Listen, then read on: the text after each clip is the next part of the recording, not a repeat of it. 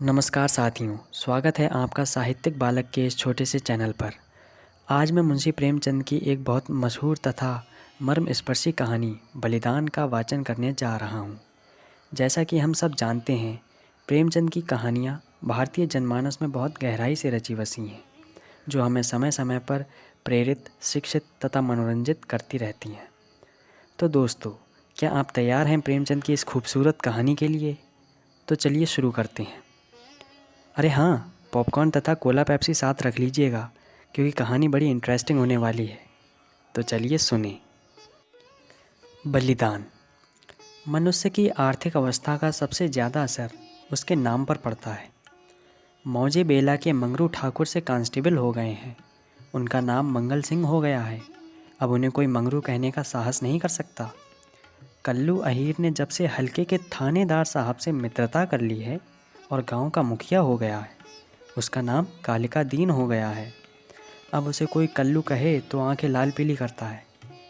इसी प्रकार हरकचंद कुर्मी अब हरखू हो गया है। आज से 20 साल पहले उसके यहाँ शक्कर बनती थी। कई हल्की खेती होती थी और कारोबार खूब फैला हुआ था। लेकिन विदेशी शक्कर की आमद ने उसे मटिया मेट कर दिया। धीरे धीरे कारखाना टूट गया, ज़मीन टूट गई, गाहक टूट गए और वह भी टूट गया।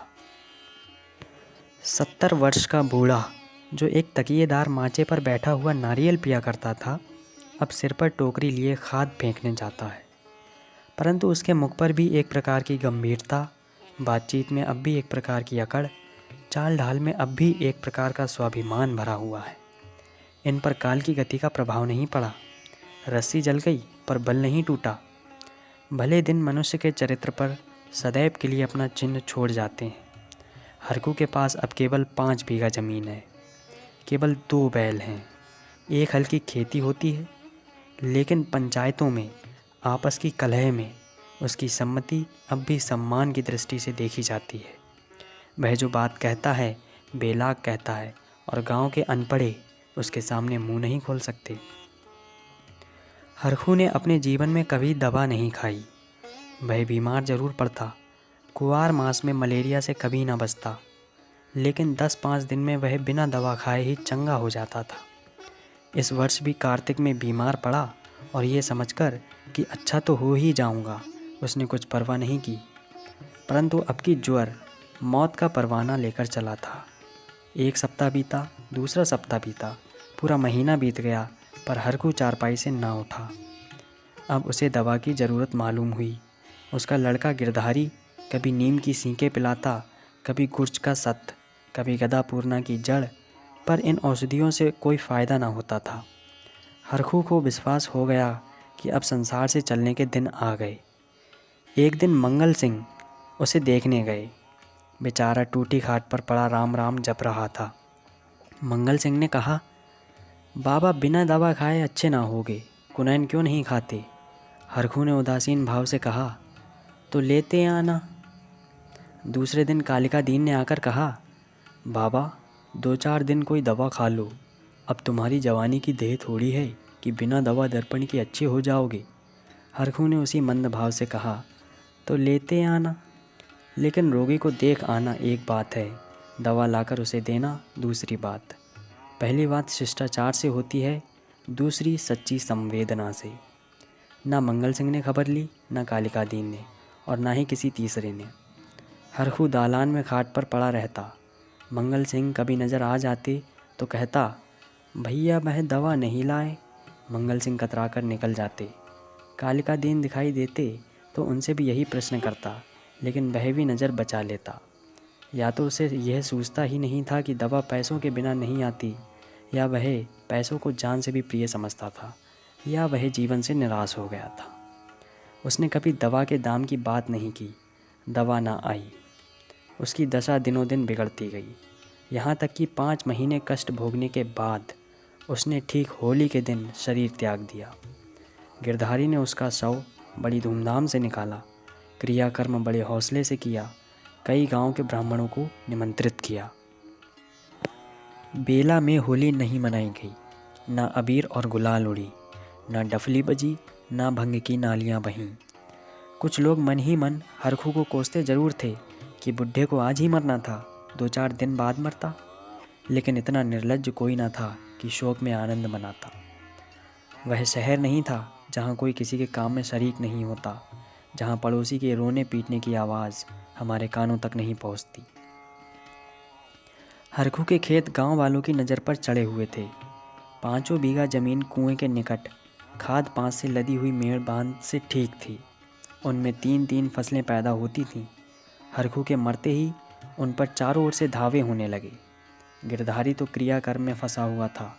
उधर गांव के मनचले किसान लाला ओंकार नाथ को चैन न लेने देते थे। नजराने की बड़ी बड़ी रकमें पेश हो रही थीं। कोई साल भर का लगान पेशगी देने को तैयार था, कोई नजरानों की दूनी रकम का दस्तावेज लिखने को तुला हुआ था। लेकिन ओंकार नाथ सबको टालते रहते थे। उनका विचार था कि गिरधारी का हक सबसे ज़्यादा है। भाई अगर दूसरों से कम भी नजराना दे तो खेत उसी को देने चाहिए।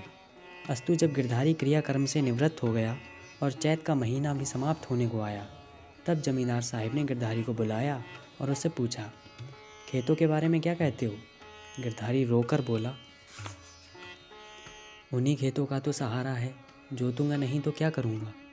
ओमकार नाथ, नहीं, ज़रूर जोतो, खेत तुम्हारे हैं, मैं तुमसे छोड़ने को नहीं कहता हूँ। हरखू ने उन्हें 20 साल तक जोता, उन पर तुम्हारा हक है, लेकिन तुम देखते हो अब ज़मीन की दर कितनी बढ़ गई है। तुम 8 रुपये बीघे पर जोतते थे, मुझे 10 रुपये मिल रहे हैं, और नजराने के 100 रुपये अलग।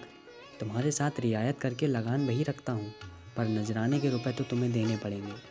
गिरधारी, सरकार, मेरे घर में तो इस समय रोटियों का भी ठिकाना नहीं है, इतने रुपए कहाँ से लाऊंगा? जो कुछ जमा जथा थी दादा के काम में उठ गई। अनाज खलिहान में है, लेकिन दादा के बीमार हो जाने से उपज भी अच्छी नहीं हुई है, रुपए कहाँ से लाऊं? ओमकार नाथ, यह सच है, लेकिन मैं इसे ज़्यादा रियायत नहीं कर सकता। गिरधारी, नहीं सरकार, ऐसा न कहिए, नहीं तो हम बिन मारे मर जाएंगे। आप बड़े होकर कहते हैं तो बैल बदिया बेचकर 50 रुपये कर सकता हूँ, इससे बेची की हिम्मत नहीं पड़ती। ओमकार नाथ चढ़कर बोले, तुम समझते होगे कि हम ये रुपए लेकर अपने घर में रख लेते हैं और चैन की बंसी बजाते हैं, लेकिन हमारे ऊपर जो कुछ गुजरती है हम ही जानते हैं। कहीं ये चंदा, कहीं वह इनाम, इनके मारे कचूमर निकल जाता है। बड़े दिन में सैकड़ों रुपए डालियों में उड़ जाते हैं। जिसे डाली ना दो वही मुँह फुलाता है। जिन चीज़ों के लिए लड़के तरस कर रह जाते हैं उन्हें बाहर से मंगाकर डालियों में सजाता हूँ। उस पर भी कभी कानून को आ गए, कभी तहसीलदार, कभी डिप्टी साहब का लश्कर आ गया। सब मेरे मेहमान होते हैं। अगर ना करूँ तो नक्कू बनूँ और सबकी आंखों का कांटा बन जाऊँ। बस यही जी चाहता है कि छोड़कर निकल जाऊँ, लेकिन हमें तो परमात्मा ने बनाया ही इसलिए है कि एक से रुपए सता कर लें और दूसरे को रो रो कर दें। यही हमारा काम है। तुम्हारे साथ रियायत कर रहा हूँ, लेकिन तुम इतनी रियायत पर भी खुश नहीं होते हो तो हरी इच्छा। नजराने में 1 पैसा भी रियायत ना होगी। अगर 1 हफ्ते के अंदर रुपए दाखिल करोगे तो खेत जोतने पाओगे, नहीं तो नहीं, मैं दूसरा प्रबंध कर दूंगा। गिरधारी उदास और निराश होकर घर आया। 100 रुपये का प्रबंध उसके काबू के बाहर था। सोचने लगा, अगर दोनों बैल बेच दूं तो खेत ही लेकर क्या करूंगा?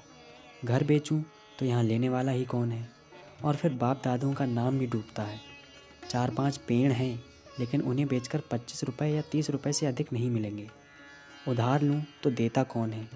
अभी बनिए के 50 रुपये सिर पर चढ़े हैं, वह 1 पैसा भी ना देगा। घर में गहने भी तो नहीं हैं, नहीं उन्हीं को ही बेच लेता। ले देकर एक हंसली बनवाई थी, वह भी बनिए के घर पड़ी हुई है। साल भर हो गया, छुड़ाने की नौबत ना आई।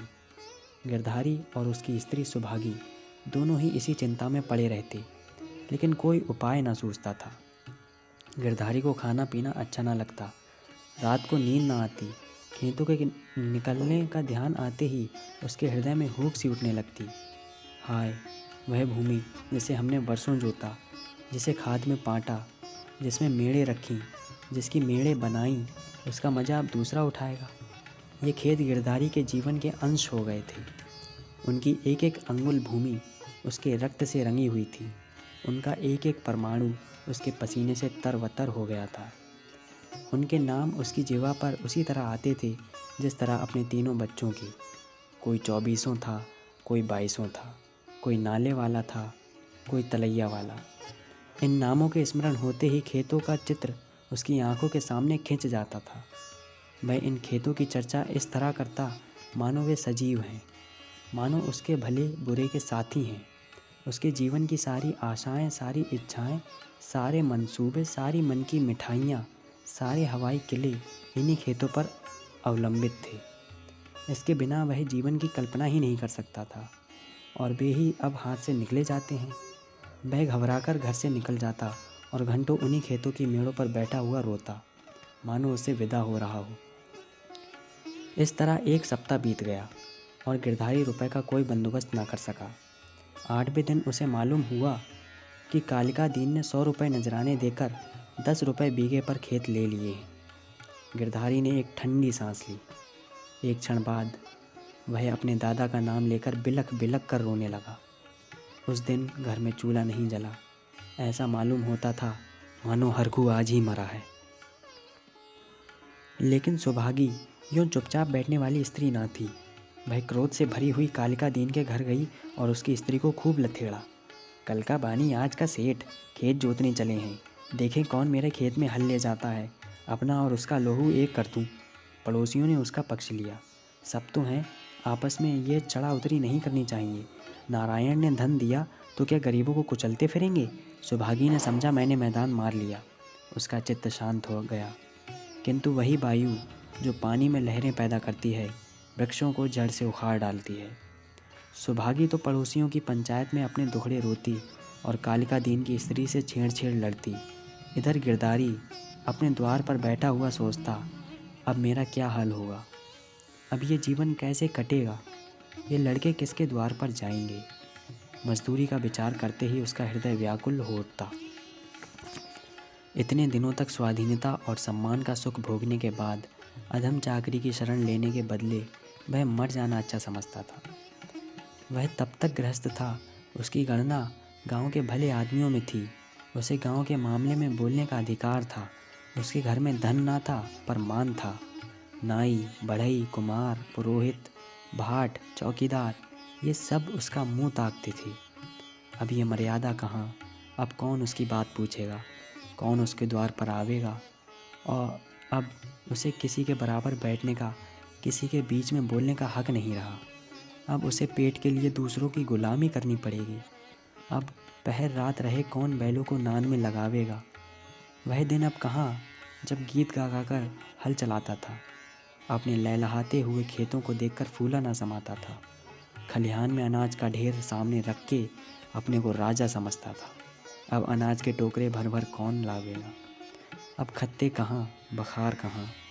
यही सोचते सोचते गिरधारी की आंखों से आंसू की झड़ी लग जाती थी।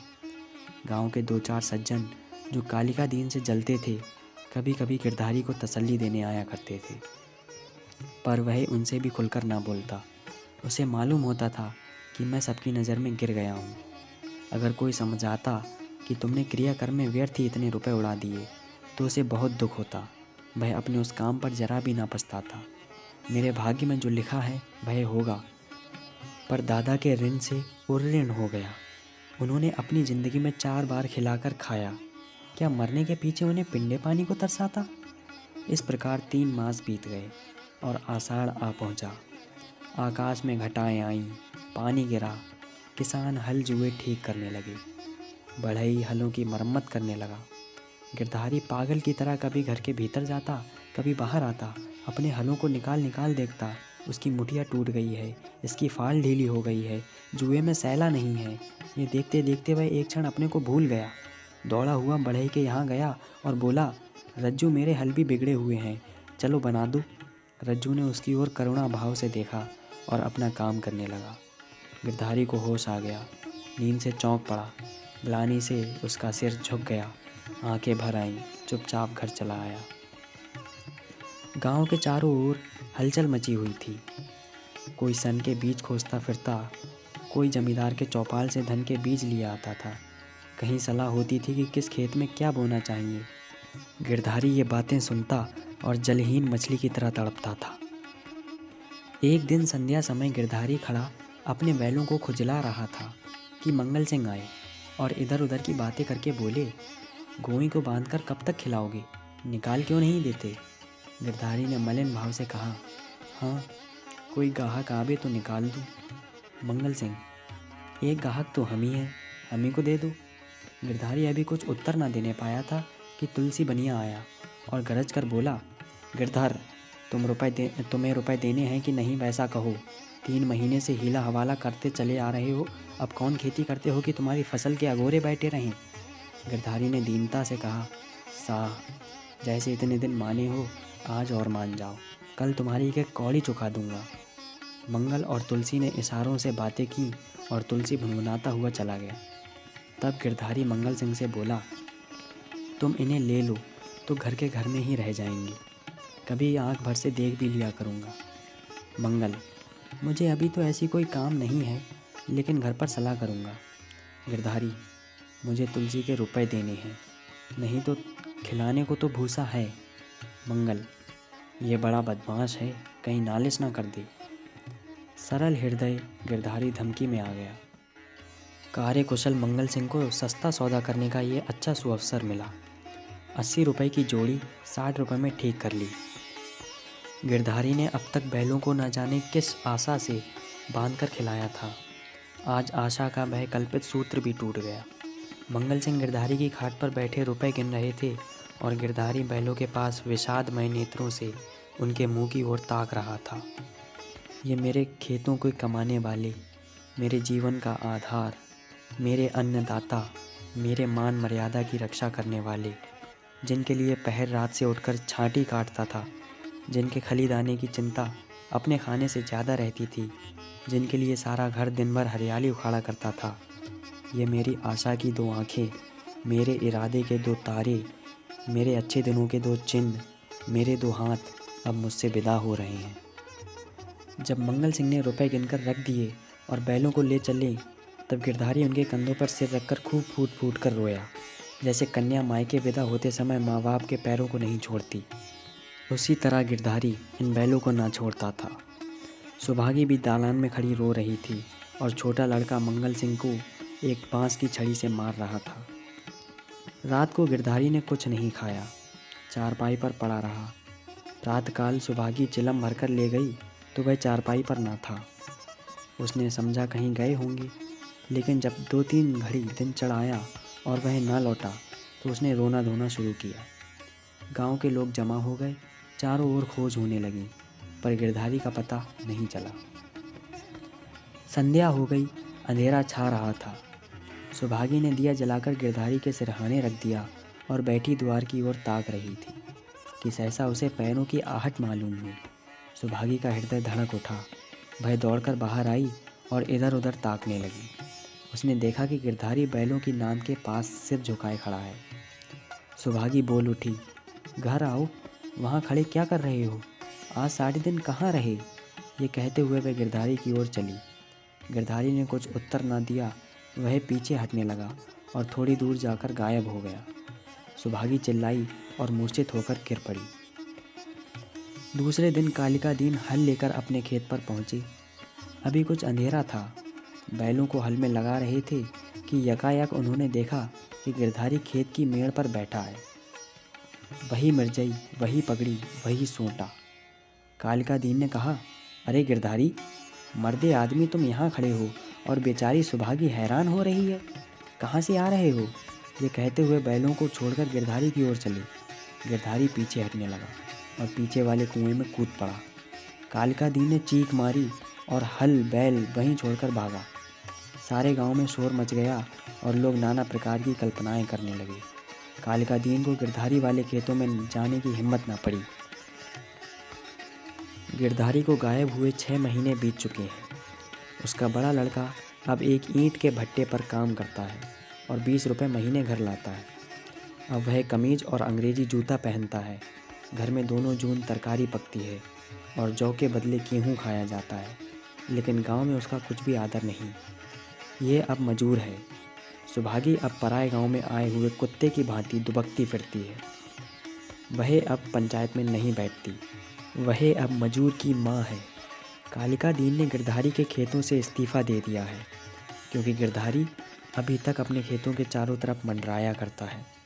अंधेरा होते ही वह मेड़ पर आकर बैठ जाता है और कभी कभी रात को उधर से उसके रोने की आवाज़ सुनाई देती है।